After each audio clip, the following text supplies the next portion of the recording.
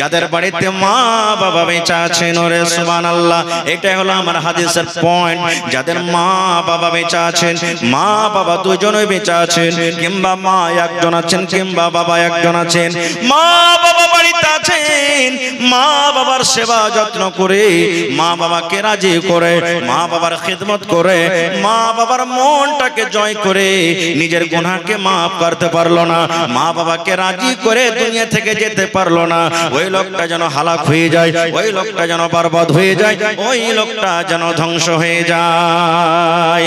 মা ছাড়া দরদে হবে নাই রে দুনিয়ায়, মার মতো দরদে কেহ নাই। মা ছাড়া দরদে হবে নাই রে দুনিয়ায়, মার মতো দরদে কেহ নাই। হায়রে আমার দরদিনী আদরিনী মা, দুঃখে সুখে তুমি আমায় দিলা সান্ত্বনা। হায়রে আমার দরদিনী আদরিনী মা,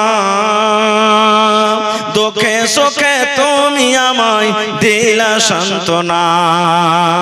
বুকেতে জোড়াই আমায় দিত হাত বুলাই রে দুনিয়ায়, মার মতো দরদে কেহ নাই।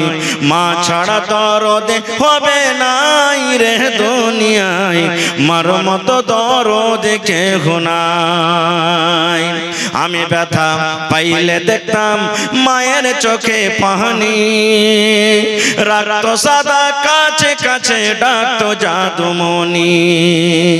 আমি ব্যথা পাইলে দেখতাম মায়ের চোখে পানি, রাখতো সাদা কাছে কাছে ডাকতো জাদুমণি।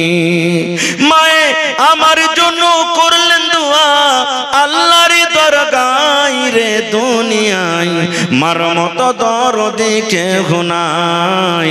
মা ছাড়া দরদে হবে নাই রে দুনিয়ায়, মার মতো দরদে কেহ নাই। নারে তাকবীর। তাহলে মা বাবার খিদমত করতে হবে। আল্লাহ তাআলা কোরআনে বলছেন, ওয়া'বুদুল্লাহ ওয়ালা তুশরিকু বিহি শাইআ।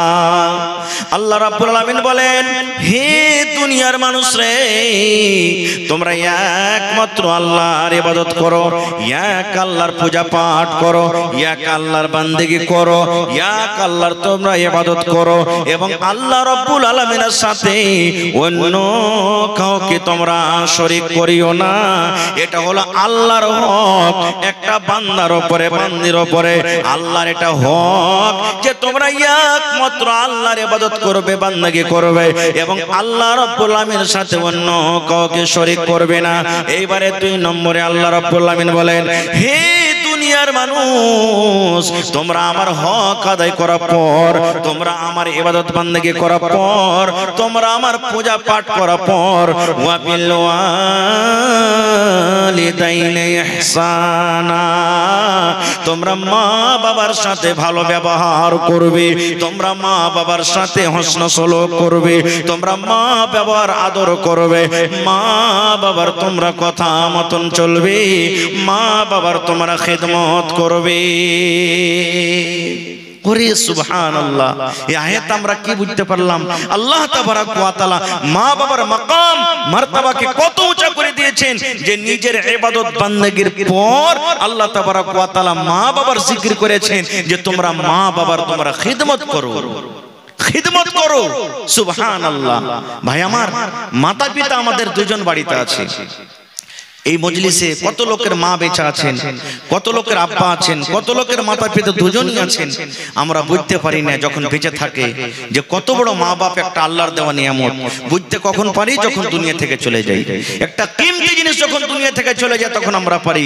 জীবনে আপনার বেঁচে থাকা কালে একবার করে জীবনে আসবে, আর হারিয়ে যেতে গেলে 3টে জিনিস এমন আছে আপনি জীবনে ওকে আর কিন্তু পাবেন না, খুঁজে পাবেন না। 10 ব্যাটারির লাইট নিয়েও যদি খুঁজেন তো পাবেন না। তার মধ্যে একটা হলো কি মা বাপ। মা বাপ দুনিয়া থেকে যদি একবার চলে যায়, ঘুরিয়ে পাবো ভাই? জোরে বলেন, পাবো ঘুরিয়ে? আল্লাহ যে আপনাকে রূপ দিয়েছে, সৌন্দর্য দিয়েছেন, এই রূপটা যদি একবার চলে যায় ঘুরিয়ে পাবো? পাওয়া যাবে না। আল্লাহ তাবারাক ওয়া তাআলা আপনাকে যে জওয়ানিটা দিয়েছেন, জওয়ানিটা যদি একবার পার হয়ে যায় একে ঘুরিয়ে পাবো আর পাওয়া যাবে না। তিনটা জিনিস মানুষের জীবনে এমন কিমতি, এমন দামি, একবার যদি চলে যায় জীবনে আর ওকে ঘুরিয়ে পাওয়া যাবে না। একজন সাহাবী এসে নবীকে বলছেন, ইয়া রাসূলুল্লাহ, আমার মা বাপ দুজনই হয়তো বাড়িতে আছেন, আমি মা বাবার সন্তান ছেলে, আমার আখলাক, আমার চরিত্র, আমার ব্যবহারের সব থেকে হকটা কে রাখে? আমি কার সাথে বেশি ভালো ব্যবহার করব, মায়ের না বাবার? আমার উপরে কার বেশি হক, মায়ের না বাবার? এমন প্রশ্ন করে দিলেন নবীজিকে, হুজুর আমার ব্যবহারের, আমার চরিত্রর কে বেশি দাবিদার? আমি কার বেশি সেবা করব? আমার উপরে কার বেশি হক, মায়ের না বাবার? এই মায়েরা, খালারা শুনেন, দয়ার নবী বললেন, উম্মুকা, তোমার মার হক। কার হক বললেন? বাপের বললেন না বাবার? মায়ের বললেন উম্মুকা, তোমার মায়ের হক। এবারে সে সাহাবী আবার প্রশ্ন করে দিলেন, আল্লাহর নবী গো, এক নম্বর আপনি মায়ের হক দিয়ে দিলেন গো নবীজি, 2 নম্বরে বলেন তো এবার কার হক আমার পরে রয়েছে? দয়ার নবী আবার বলে দিলেন, উম্মুকা, তোমার মায়ের হক। কয়বার হলো? আবার প্রশ্ন করে দিলেন সে সাহাবী, ইয়া রাসূলুল্লাহ, দুইবার মায়ের হক দিয়ে দিলেন, এবার 3 নম্বরে আমার পরে কার হকটা রয়েছে গো নবীজি বলেন তো? দয়ার নবী আবার বলে দিলেন, উম্মুকা, তোমার মায়ের হক। কয়বার দিলেন? এবার 4 নম্বর আবার প্রশ্ন করে দিলেন, ইয়া রাসূলুল্লাহ, এবার কার হকটা বেশি রয়েছে আমার পরে? দয়ার নবী বললেন, সাহাবী রে, আবুকা, তোমার বাবার হক। তাহলে 3 বার হয়ে গেল মায়ের হক। উম্মুকা, উম্মুকা, উম্মুকা, তোমার মায়ের হক, তোমার মায়ের হক, তোমার মায়ের হক। আর একবার নবী বললেন, আবুকা, তোমার বাবার হক। বলবেন, হাজী মাওলানা, আমি তো ছেলে পিলাকে কত কষ্ট করে রোজ বাতাস, কত কষ্ট করে ওর জন্য খাইটা আনি, কত মাদ্রাসা করি, কত মিস্ত্রি করি, মজদুরি করি, খেতে বাড়ি করি, কত কষ্ট করে ছেলে পিলাকে আমি লুঙ্গি দিই, পায়জামা দিই, কাপড় দিই, মাছ দিই, ডিম দিই, সব কিছু দিই, আর আমার হকটা ফির একবার হলো, আর তার মায়ের হকটা বাড়িতে বসে বসে 3 বার হয়ে গেল। কারণটা কি? প্রশ্ন আসছে না, আসে না? সুবহানাল্লাহ। সবাই জানছেন এখানে বুদ্ধিজীবী মানুষ, হোশিয়ার মানুষ আছেন। হে মুসলমান, মায়ের বাচ্চা যখন দুনিয়াতে আসে যত কষ্ট হয়, বাবার কিন্তু দুনিয়াতে অত কষ্ট হয়েছে? পেটে বাচ্চা মায়ের থাকে না, বাপের পেটে থাকে? কার পেটে থাকে যে ভাই? সুবহানাল্লাহ। জি জি, আহা হা, নুরুদ্দিনের মা বেমারি হালাতে আছেন, 800 টাকা দিয়েছেন নাকি? 800 টাকা দিয়েছেন, বেমারি হালাতে আছেন। আমি দোয়া করে দিয়েছি আমার খালার জন্য, এবং হাজী সাহেব দিয়েছেন। তাও কি দিয়েছেন? হাজী সাহেব কি দিয়েছেন? 1000 টাকা দিয়েছেন আমার হাজী সাহেব, মাশাআল্লাহ, তার জন্য আমি দোয়া করে দিচ্ছি। ভাই আমি সময় নেব না, চতুর্বেদী সাহেবের আসার টাইম হয়ে গেছে, আমি 10 মিনিট আপনাদের কাছে সময় নেব। তাহলে এই যে দোকানদার আমার ভাইরা, যত লোক দোকান দিয়েছেন, 100, 200, 10 পিস করে কিছু টাকা দিয়েছেন আমার ভাইরা। এবার বলবেন, মুসলমান, মাওলানা, মায়ের কেন হকটা বেশি হয়ে গেল, বাবার কেন হক কমে গেল? এই মুসলমান, আল্লাহ রাব্বুল আমিন বলেন, হে দুনিয়ার মানুষ রে, তুমি যখন তোমার মায়ের পেটে ছিলে, তোমার মা কষ্টর পর কষ্ট সহ্য করে তোমাকে জন্ম দিয়েছেন, এবং 2 বছর পর্যন্ত তোমার মার দুধ চুষে চুষে খেয়েছো তুমি, না খাইনি ভাই? খেয়েছি না খাইনি? ওরে সুবহানাল্লাহ, জানেন যেদিন আমি আপনি মায়ের পেটে ছিলাম, মায়ের দিন যাচ্ছে না রাত যাচ্ছে, মা কিন্তু আর বুঝতে পারে না।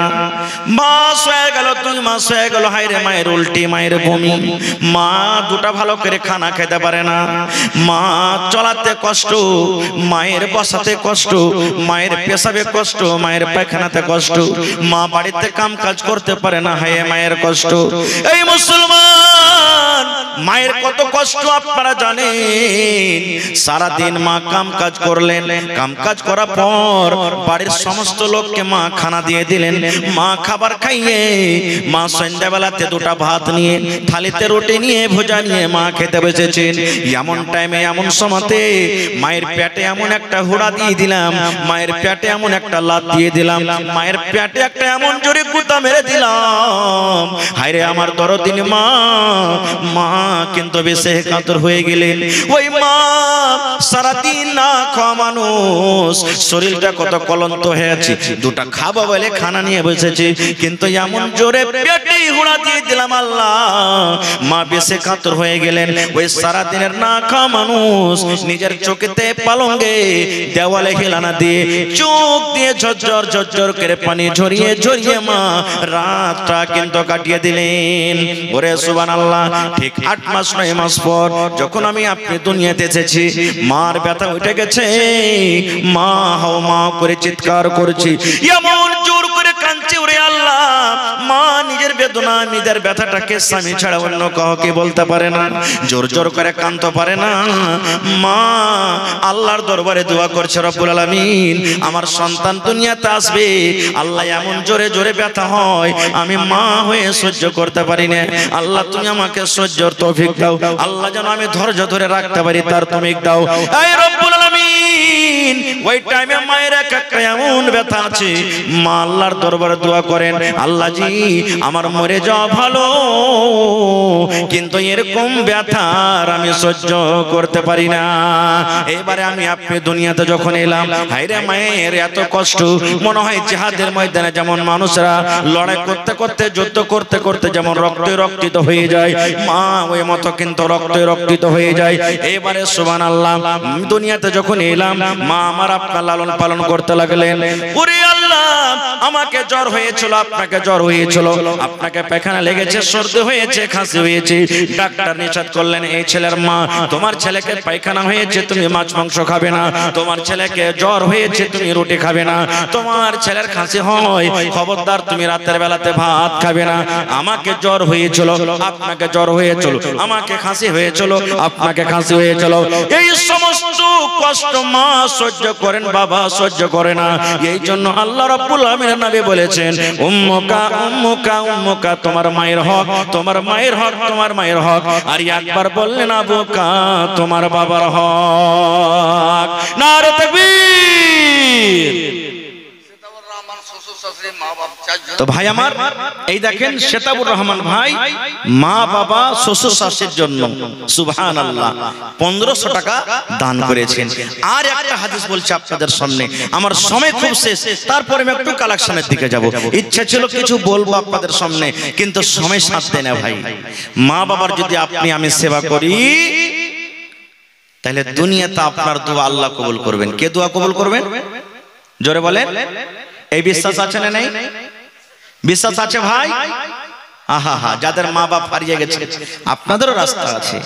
একজন সাহাবী বলছেন, ইয়া রাসূলুল্লাহ মা দুনিয়াতে নাই, হঠাৎ করে মারা গেছে, মা কবরে চলে গেছেন, মা থাকলে সেবা করতাম, তাইলে মা যে কবরে চলে গেল মায়ের জন্য কিছু করতে পাবো না নাকি?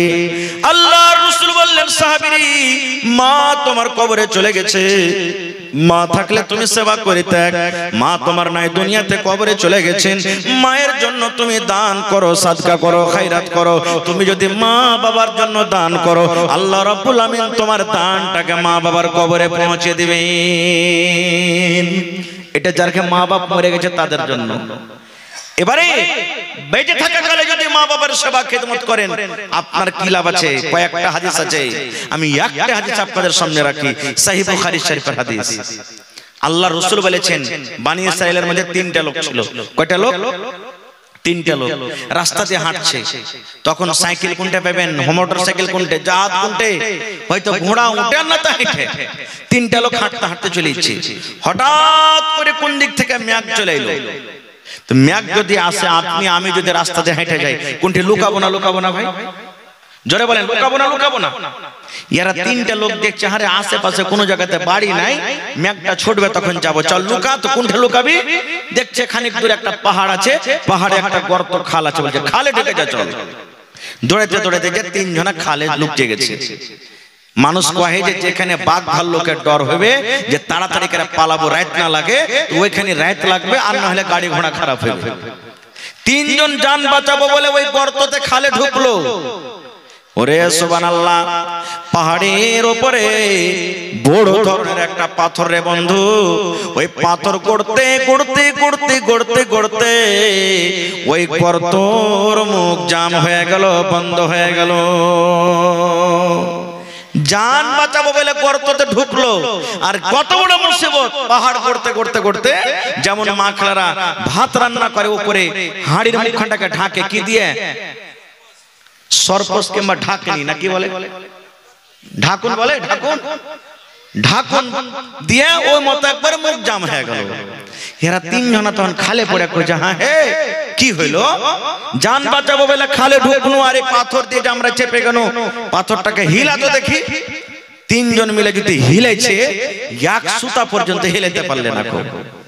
এরা মনে মনে কইছে আর উপায় নেই, এখানেই মরে যাবো, এখানেই কবর হয়ে যাবে, আর মা বাপের মুখ দেখতে পাবো না, আর বাড়ি ঘুরে যেতে পারবো না। এরকম সমাতে, এরকম হালাতে তখন ওরা এক অপরকে, তিনজন আছে তো, বলা বলি করছে, হেই একটা কাজ কর, দুনিয়ার সব রাস্তা বন্ধ হয়ে গেছে, গর্তর মুখ বন্ধ হয়েছে, কিন্তু একটা রাস্তা আছে, যদি বাঁচেন তো কে বাঁচাবে? জোরে বলেন, কে বাঁচাবে? আল্লাহ। কেমন করে বাঁচাবে? জীবনে যদি কোনো ভালো আমল করে থাকিস রে ভাই, ওই আমলটা আল্লাহর সামনে রাখ। জীবনে যদি কোনো ভালো নেকির কাম করে থাকিস, ওই নেকিটা আল্লাহর সামনে রাখ, আর আল্লাহকে বল, আল্লাহ এই কামটা যদি তোমাকে রাজি করার জন্য করে থাকি, এই মুসিবত থেকে আল্লাহ তুমি বাঁচিয়ে লাও। তখন একজন বলছেন, কথা তো ঠিকই রে। তখন বলতে লাগলো, তিনজনের কথা বলতে যাব না, অনেক সময় লেগে যাবে, একটা লোকের মাত্র কথা। কি? একজন বলতে লাগলো, ভাই রে, আমার বাড়িতে বুড়া মা বাবা ছিল রে ভাই। কে ছিল?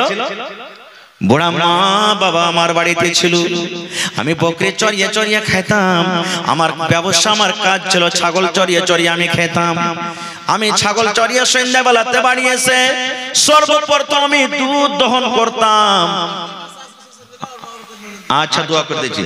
আমি বকরির দুধ দহন করতাম, আর দুধ দহন করে আমার বাড়িতে আমার বেটি বেটা ছিল, ছেলে মেয়ে ছিল, তাদেরকে আমি দিতাম না।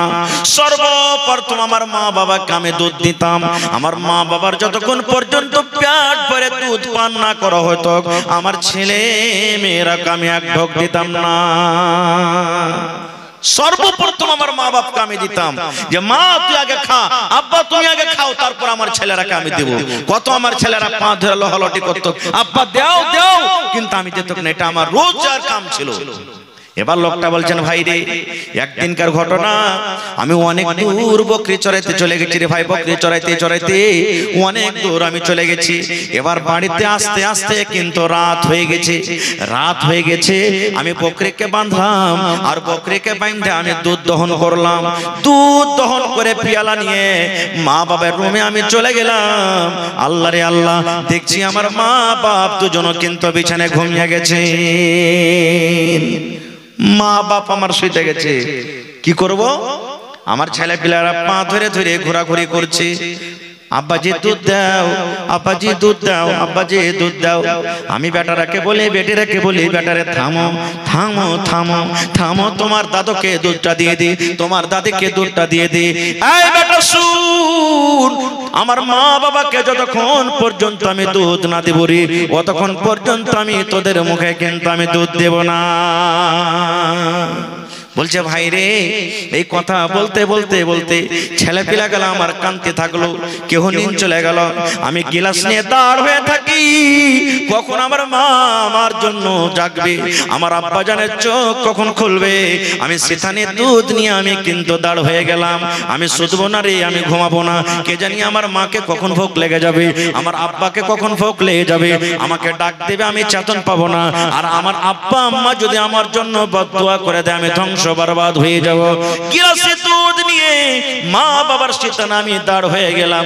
এই যে মা জাগবেন, এই যে আব্বা জাগবেন, এই যে মা জাগবেন, এই যে আব্বা জাগবেন, আমি দুধ দেব। এই করতে করতে করতে সকাল হয়েছে, তখন আমার মা বাবা জেগেছে। সকাল পর্যন্ত আমি দুধের গিলাস নিয়ে দাঁড় হয়ে থাকলাম। ভোরবেলাতে যখন মা বাবার যখন চোখ খুলেছে, সিছানে দেখছে কে যেন দাঁড়িয়ে আছে, বলছে কে তুমি জি কে? তখন লোকটা বলছে ভাই রে, আমার মা বাবাকে বললাম মা গো আমি তোমার হতভাগা সন্তান। বলছে বেটা রে তুমি কেন এখানে দাঁড় হয়ে আছো ঘরে?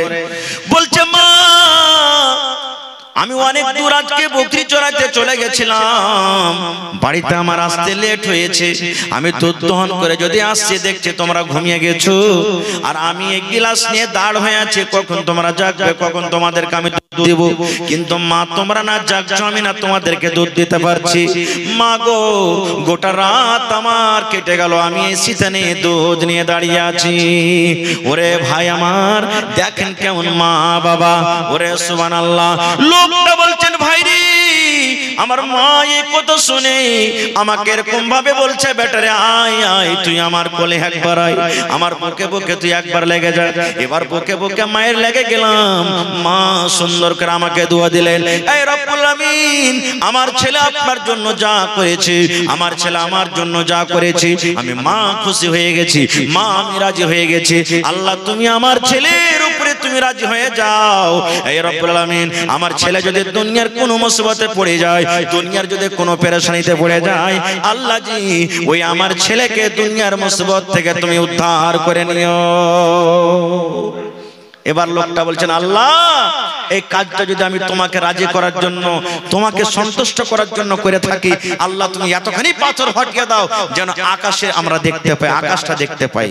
যেই পাথর তিনজন মিলে হটাতে পারলো না, যেমন নিজের ঘটনাটা বয়ান করা, আল্লাহর রাসূল বলেছেন পাথরটা হটতে হটতে হটতে তিন ভাগ করে এক ভাগ মুখ থেকে পাথর হইটা গেল, আকাশ দেখতে পেলে কিন্তু এখনো বাড়ার চান্স নেই, বাড়াইতে পারবে না।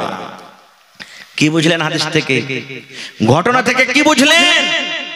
মা বাবা একটা এমন বড় নিয়ামত, যদি মা বাবার সেবা যত্ন করেন, মা বাবার যদি নেক দোয়া যদি আপনি আমি পেয়ে যাই, ভাই দুনিয়া আখিরাত ধন্য হয়ে যাবে। দয়ার রাসূল বলেছেন মা বাবা রাজি আল্লাহ রাজি, মা বাবা নারাজ আল্লাহ নারাজ। তবে হ্যাঁ প্রত্যেক কথা কিন্তু মা বাবার শুনতে হবে না, যেটা শরীয়ত বিরোধী কাজ, যে কাজ করতে গেলে গুনাহ হবে, যে কাজ করতে গেলে পাপ হবে, আল্লাহর কোরআন বলছেন যে ওয়াইন জাহাদাকা আলা আন তুশরিকা বিহি মা লাইসা লাকা বিইলম ফালা তুতিহুমা। এমনই তোমাকে মা বাবা কাজ করার আদেশ করছে যে কাজটা করলে শিরক হবে, গুনাহ হবে, পাপ হবে, যেটার ব্যাপারে তোমাকে ইলম নেই, জ্ঞান নাই, আল্লাহ বলছেন এরকম কাজ তোমাকে করতে হবে না। আমি 2 মিনিট আর একটা ঘটনা আপনাদের সামনে রাখছি। হযরত ওমর রাদিয়াল্লাহু তাআলা আনহুর জামানাতে যখন ওমর ফারুক খলিফা ছিলেন, সুবহানাল্লাহ, একদিন রাতের বেলাতে হাঁটছেন, গাছটা করছেন, কোন বাড়িতে কে মুসিবতে আছে, কোন বাড়িতে কে না খেয়ে আছে, কোন বাড়িতে কার কোন পেরেশানি আছে, এই দেখার জন্য রাস্তা দিয়ে হাঁটছেন, ভেষ বদলে রাস্তা দিয়ে হাঁটছেন। দেখছেন হাঁটতে হাঁটতে একটা বাড়িতে মা বেটির আওয়াজ আসছে, ঝগড়া করছে, এরকম মনে হয়েছে ঝগড়া হয়েছে। হযরত ওমর রাদিয়াল্লাহু তাআলা আনহু মুসলমানের রাজা আমিরুল মুমিনিন বলছেন ব্যাপার কি, এত রাতে মা বেটির আওয়াজ আসছে বাড়িটা থেকে, কারণটা কি? এবার কান লাগিয়ে দিলেন, কি কথা বলছে এরা? মা বেটিকে বলছেন বেটি রে দুধে তুমি পানি মিলিয়ে দাও রে বেটি, দুধে তুমি পানি মিলিয়ে দাও, দুধে পানি মিলাইতে গেলে দুধটা বেশি হয়ে যাবে, টাকা আমরা বেশি পাবো, ওজনটা বেড়ে যাবে, এই জন্য বেটি রে দুধে তুমি পানি মিলিয়ে দাও। মা বলছেন বেটিকে বেটি দুধে তুমি পানি মিলিয়ে দাও। বেটি কি বলছেন জানেন? মা গে এটা কাজ আমি করতে পারবো না গে মা, এই কাজটা আমার দ্বারাতে করা হবে না। বলছে কেন পারবি না রে বেটি, কেন তুই এই কাজটা করতে পারবি না? বলছে মা গে ওমর রাদিয়াল্লাহু তাআলা আনহু যিনি আমাদের রাজা, যিনি আমাদের আমির, উনি বলেছেন যে দুধটা হলো আল্লাহ রাব্বুল আলামিনের পক্ষ থেকে জান্নাতের একটা খুব বড় দেওয়া নিয়ামত, এই জন্য দুধে পানি মিশাল করতে গেলে পাপ হয়ে যাবে, গুনাহ হয়ে যাবে। মা গো আজকে আমি দুধে পানি দিতে পারবো না, মা আমি দুধে পানি দিতে পারবো না। তখন মা বলছেন বেটি রে তুই যে বলছিস যে দুধে পানি দিতে পারবো না, ওমর ফারুক নিষেধ করেছেন, তো ওমর ফারুক কি এখন এখানে আছে, তোমাকে কি দেখতে পাবে? বলছে মা গো ওমর ফারুক এখানে না থাকতে গেল, ওমর ফারুক না দেখতে গেল, একজন দেখছেন যার নাম হলো কে আল্লাহ, আমি কিন্তু দুধে পানি দিতে পারবো না। বলার উদ্দেশ্য আরো কিছু কথা আছে, আমি যাব না ওদিকে। বলার উদ্দেশ্য হলো এই ধরনের যদি মা বাবা গুনার জন্য আদেশ করে, সে কথা আমাদেরকে শুনতে হবে, শুনতে হবে না কো, এতে কোন রকমের গুনাহ হবে না কো, পাপ হবে না। হ্যাঁ, দুধে পানি মিশাল করতে পারেন। বাড়িতে এক পোয়া দুধ আছে, 5টা ভাই বোন আছেন, দুধ জুটে না, একটু পানি মিশাল করে দিলেন খাওয়ার জন্য, নিজের বাড়িতে ব্যবহার করার জন্য, কিন্তু কাহাকে ধোকা দিয়ে ফাঁকি দিয়ে ওজন বাড়বে, বিক্রি করব, 1 কিলো দুধ আছে, 1 পোয়া পানি দেব, 1 কিলো দেব, ওজন বেশি হবে, 1.5 কিলো দাম পেয়ে নেব, এটা হলো হারাম শরীয়তে, এটা আল্লাহ রাসূল নিষেধ করেছেন। ভাই মুসলমান, বলার মেলায় কথা আছে। তবে আজকে এই মজলিসে দান আলহামদুলিল্লাহ মেলে লোক করেছেন। শেষের বেলাতে আমি দেখি কোন আল্লাহর বান্দা আছেন যে নিজের মা বাবার প্রতি মহব্বত ভালোবাসা রাখেন, যে নিজের মা বাপকে ভালোবাসেন, ভাই মারা গেছেন কিংবা দুনিয়াতে বেঁচে আছে। আল্লাহ রাসূল বলেছেন যে যা 3টা আমল এমন আছে, ইজা মাতাল ইনসান, মানুষ যখন মরে যায় সমস্ত আমল তার বন্ধ হয়ে যায়, ইল্লা মিন সালাসা, 3টা আমল ছাড়া। 3টা আমল এমন আছে যে আপনার মরার পরও কবরে কিন্তু নেকি পৌঁছতে থাকে, বন্ধ হয় না। তার মধ্যে একটা হলো কি, নেককার সন্তান, নেককার আওলাদ, নেককার বেটা বেটি। এই যে আপনারা দিনদার নেককার সন্তান মা বাবার বসে আছেন, আপনি যদি মা বাবার জন্য দান করেন, এই দানটা আল্লাহ তাআলা আপনার কবরে পৌঁছে দেয়। দেখি গত রাতের আগা রাত্রে আমি একটা জালসাতে ছিলাম বাউরা সোনালিতে, একজন মহিলা বেনামিতে 1 লক্ষ টাকা দান করলেন, মসজিদের জালসা। সুবহানাল্লাহ। একজন ভাইকে বললাম, কেউ আল্লাহর বান্দানে জমিন দিবেন না? একজন মাওলানা 2 কাঠা জমিন দান করলেন, 2 কাঠা, কেউ 1 লাখ, কেউ 2 লাখ, কেউ 5 লাখ। গত বছর আগা বছর একটা জালসা করলাম খড়বড়িতে, একজন আল্লাহর বান্দা মসজিদের জন্য 7,95,000 টাকা নগদ আমার হাতে ক্যাশ দিলেন জালসাতে। আল্লাহুস সামাদ। তো দেখি আজকে আমার কোন ভাই, কোন দাদি নানি এমন আছেন এই মসজিদের জন্য 1 কাঠা কিংবা 1 ডিসমিল জমিন গালা দান করতে পারবেন না? দেখি জমিনদার মেলায় লোক আছেন। সুবহানাল্লাহ। আল্লাহ রাসূল সাহাবীদেরকে বললেন, মসজিদের সামনে একটু ফাঁকা জমিন আছে, নবীজি বললেন এই জমিনটা কিনে যে মসজিদে লাগাবে, আল্লাহ তাবারাক ওয়া তাআলা তারকে জান্নাত দান করবেন, জান্নাতে চলে যাবে। কেমন আছো? ওসমান গনি দাঁড় হয়ে গেলেন, ইয়া রাসূলুল্লাহ, আমি এই জমিনটাকে যত টাকা লাগবে কিনে মসজিদে লাগিয়ে দেব। আল্লাহুস সামাদ, নবীজি তার জন্য জান্নাতের ঘোষণা করে দিলেন।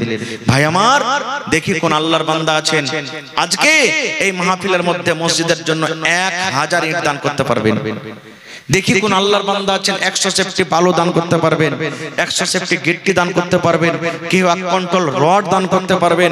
এবং মা বাবাকে স্মরণ করে দেখি কোন আল্লাহর বান্দা আছেন 50 ব্যাগ সিমেন্টের আমি আবদার করলাম আপনাদের কাছে, কেউ 1 বড়া, কেউ 2 বড়া, কেউ 5 বড়া, কেউ 10 বড়া, কেউ 20 বড়া, কেউ 25 বড়া, এই করে করে 50 বড়া সিমেন্টের আবদার করলাম। দেখি কোন আল্লাহর বান্দা আছেন নিজের মা বাবার জন্য বেঁচে আছে কিংবা মারা গেছেন, 50 ব্যাগ সিমেন্টের আমি আবদার করছি। দেখি কোন আল্লাহর বান্দা আছেন এবং 500, 1000, 2000 করে যা পারবেন, যেটা যে ভেবে এসেছেন আল্লাহর রাস্তায় সবাই দিবেন, কেউ ঘুরে যাবেন না। 10 মিনিটে নিজের নিজের দানটাকে দিয়ে দেন। ভাই আমার সময় শেষ হতে যাচ্ছে, চতুর্বেদী সাহেব চলে আসছেন, তার মুখ থেকে আপনাদেরকে শুনতে হবে নতুন চেহারা। তবে দেখি আমার হাতে কয়েকটা লোক দান করে গেছেন, একজন 500, একজন 500, একজন আল্লাহর বান্দি মুসিবতে আছে, আমার মাওলানা বললেন 800 টাকা দান করেছেন, আমার হাজী সাহেব 1000 টাকা দান করেছেন। মাশাআল্লাহ, জাযাকাল্লাহ। রব্বানা যালামনা আনফুসানা 1000 টাকা, আর এই ইসরায়েলের যদি ওয়া ইল্লাম তাগফির লানা ওয়া তারহামনা লানাকুনান্না মিনাল খাসিরিন। জি, রব্বানা আতিনা ফিদ দুনিয়া হাসানা ওয়া ফিল আখিরাতি হাসানাতাও ওয়া কিনা আযাবান নার। আল্লাহ 500 করে কয়েকজন দিয়ে গেল, আমার হাজী সাহেব 800 টাকা দিয়ে গেলেন। আল্লাহ মুজাম্মিল সাহেবের বাড়ি থেকে 1000 টাকা এসেছে রব্বুল আলামিন। আল্লাহ একজন তোমার বান্দি কাঁসার বদনা আল্লাহ চামচ দিয়ে গেছে, আল্লাহ আরো একজন 100 টাকা। আয় রব্বুল আলামিন, তোমার ঘরকে যারা ভালোবাসে আল্লাহ তারাকে ভালোবাসুন। তোমার নবী বলেছেন, মাম্বানা লিল্লাহি মাসজিদান বানাল্লাহু লাহু বাইতান ফিল জান্নাহ। আল্লাহকে রাজি করার জন্য, আল্লাহকে সন্তুষ্ট করার জন্য আল্লাহর ঘর যে মসজিদে ইবাদতখানা বানাবে, আল্লাহ রাব্বুল আমিন তার জন্য জান্নাতে ঘর বানাবে। এই আশা ভরসা নিয়ে আল্লাহ দেখো তোমার বান্দা বান্দি রেখে দান করে যায়, আল্লাহ তারকে দানকে তুমি কবুল করে নাও, মনের আশাকে আল্লাহ পুরা করো। আমিন। আহা দেখেন উসমান 5000 টাকা দান করলেন, মোবাইলের ভিতরে অনলাইন ঢুকিয়ে দিয়েছে। নারে তাকবীর, মাশাআল্লাহ, জাযাকাল্লাহ, হায়াকাল্লাহ, বারাকাল্লাহ। আল্লাহ উসমান ভাই দেখো 5000 টাকা আল্লাহ জমা করে দিলেন। 5 লক্ষ টাকা মনে করে তুমি কবুল করে নাও, মনের আশা আল্লাহ পুরো করো, যতদিন দুনিয়াতে বাঁচবে ঈমানের হালাতে রাখো, নেককার করে রাখো, দিনদার করে রাখো। আয় রব্বুল আমিন, আত্মীয় স্বজন যারা কবরে চলে গেছেন, জানি না রে মাওলা তারা কবরে কি হালাতে আছে, আল্লাহ তাদের কবরে তুমি জান্নাতের বিছানা দিয়ে দাও। আরো একজন 500 টাকা, আরো একজন 200 টাকা, আরো একজন 100 টাকা করে গেল দান। এই দান কবুল করো তুমি সুবহান, পূরণ করো আল্লাহ তার মনের আরমান। ওগো আল্লাহ দয়াময়, তুমি কাদের গনি, ভবিষ্যতে পিলাইও নবীর হাতের পানি, আমিন। আসেন ভাই, চাচা করে 5 মিনিট 10 মিনিটের মধ্যে নিজের নিজের দানটাকে দিয়ে দেন। যারা যারা বাকি আছেন ভাই, কেউ আল্লাহর রাস্তে খালি থাকবেন না। কোন দানে কখন আল্লাহ রাজি হয়ে যাবে। কিতনি ছোটি হোনে কি উসে হলকি না জান, রব की बख्शिश के लिए कोई बहाना चाहिए।